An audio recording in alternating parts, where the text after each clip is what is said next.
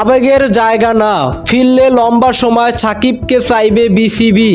সাকিব আল হাসানের জাতীয় দলে ফেরা নিয়ে পাকিস্তান সিরিজের আগে থেকেই গুঞ্জন থাকলেও আইনি জটিলতা ও মামলা শুরু না হওয়া পর্যন্ত শেষ পর্যন্ত তা সম্ভব হয়নি।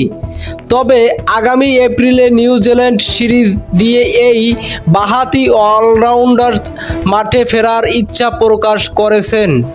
সাকিবের এই ফেরা এবং দলের ভবিষ্যৎ পরিকল্পনা নিয়ে আজ বিসিবির নির্বাচক কমিটির চেয়ারম্যান হাবিবুল বাশার কথা বলেন। সাকিবের ফেরা ইমোশনের জায়গা নয়, লম্বা সময়ের সার্ভিস চায় বিসিবি। সাকিব আল হাসানের বর্তমান শারীরিক অবস্থা ও দলের ফেরার সম্ভাবনা নিয়ে হাবিবুল বাশার সুমন মনে করেন, সাকিবের এখনও লম্বা সময় দেওয়ার সামর্থ্য আছে। তবে হুট করে কাউকে দলে নেওয়ার পক্ষে নন তিনি। মঙ্গলবার মিরপুর শেরেবাংলা জাতীয় ক্রিকেট স্টেডিয়ামে সাংবাদিকদের মুখোমুখি হয়ে বাশার বলেন, আমার মনে হয় সাকিবের এখনও 2 বছর খেলার বাকি। সাকিব প্রস্তুত হয়েই দলে আসবে।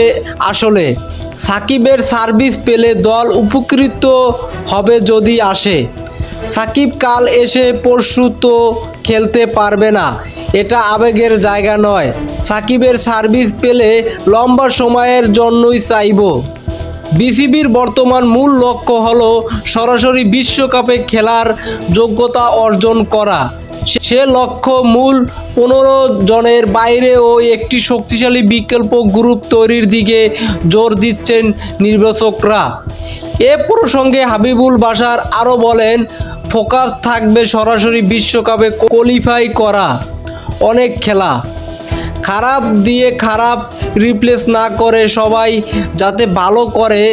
যে 15 জন আছে তার বাইরে একটা গ্রুপ রেডি করতে হবে। এরকম তথ্য ও নিউজ পেতে চাইলে আমার পেজটি ফলো করে রাখুন।